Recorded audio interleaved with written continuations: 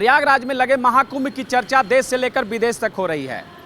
देश और विदेश के करोड़ों ऐसे श्रद्धालु हैं जो अभी तक महाकुंभ में स्नान कर चुके हैं, लेकिन वहीं लाखों ऐसे श्रद्धालु भी हैं जो असमंजस की स्थिति के कारण कुंभ स्नान करने नहीं जा पा रहे हैं। उनके मन में सोशल मीडिया और अन्य माध्यमों से एक भ्रम की स्थिति बनी हुई है कि अगर वो कुंभ जाते हैं तो क्या साधन चुनेंगे, क्योंकि जिस तरह से चर्चा हो रही है कि कुंभ जाने को लेकर जो फ्लाइट हैं उनकी टिकट 40 से 50 हज़ार है, ट्रेनों में भीड़ है, बसों में भीड़ है, तो क्या वो साधन चुने, इसको लेकर असमंजस की स्थिति है। वहीं दूसरी असमंजस की स्थिति में है कि अगर वो प्रयागराज पहुंचते हैं तो वहां का लोकल मेला क्षेत्र में जाने के लिए क्या साधन चुनेंगे, उनको ई रिक्शा या टोटो मिलेगा कि नहीं मिलेगा। सबसे बड़ा ये भी सवाल उठ रहा है, जैसे लोगों की चर्चा हो रही है कि 10 से 15 किलोमीटर तक पैदल चलना होगा। तो इन तमाम बातों में क्या सच्चाई है, क्या कुछ जो अफवाहें उड़ाई जा रही है या जो भ्रम की स्थिति है वो उसमें कितनी सच्चाई है, इन तमाम बातों की जांच पड़ताल के लिए और छानबीन के लिए हम रांची से कुंभ तक की यात्रा करेंगे और इस यात्रा के माध्यम से आपको बताएंगे कि आखिर कुंभ को लेकर जो भ्रम की स्थिति बनी हुई है उसकी क्या सच्चाई है और कुंभ स्नान में कितनी दिक्कतें हो रही है। इन तमाम बातों की जानकारी के लिए हम रांची से कुंभ की यात्रा करेंगे। तो हमने अपने इस यात्रा के लिए रांची से बस की स्लीपर सेवा को चुना है और हम यहाँ से सीधे प्रयागराज पहुँचेंगे और आपको दिखाएंगे कि प्रयागराज से जुड़ी जो भी भ्रम है उसकी क्या है सच्चाई। तो चलिए इस महाकुंभ की महायात्रा की शुरुआत करते हैं।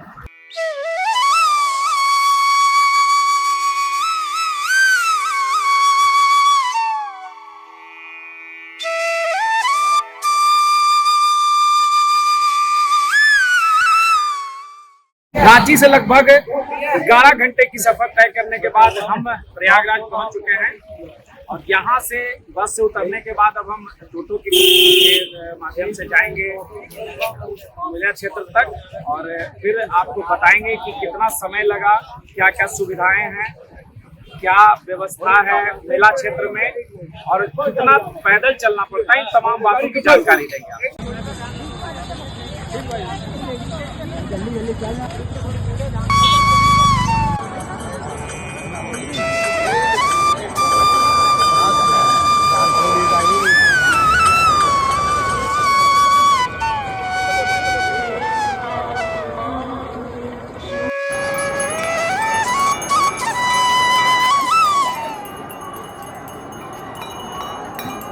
तो दोस्तों अभी हम पहुंच चुके हैं, यहाँ त्रिवेणी घाट है और यही कुंभ स्नान की जो व्यवस्था है शाही स्नान की वो की गई है।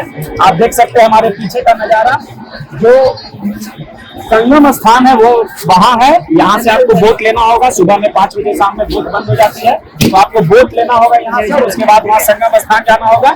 लेकिन उसके पहले बता दें कि बस स्टैंड से सरकार के द्वारा भी सुविधा की व्यवस्था की गई है, सरकारी बस की। उसके साथ साथ आप टोटो की सेवा ले सकते हैं और टोटो से लगभग 20 से 25 मिनट आपको टोटो की सवारी करनी होगी और उसके बाद आपको लगभग 3 से 4 किलोमीटर मात्र संगम घाट पे पहुंचने के लिए आपको पैदल चलना होगा।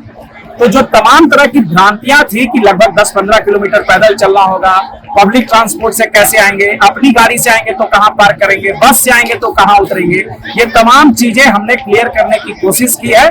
तो अब आप एक बात समझ सकते हैं कि कुंभ को लेकर जो भ्रांतियां थी, जो दुष्प्रचार किए गए थे, वो उसमें बहुत हद तक कुछ सच्चाई नहीं है, बल्कि कुंभ पे स्नान करना बहुत ही आसान है। तो ऐसे में आप 144 साल के बाद जो महाकुंभ लगा है उससे ना चूके और महाकुंभ में स्नान करके पुण्य के भागी बने। सहयोगी दिव्यांश जायसवाल के साथ Rajiv Ranjan, news alert India के लिए प्रयागराज से।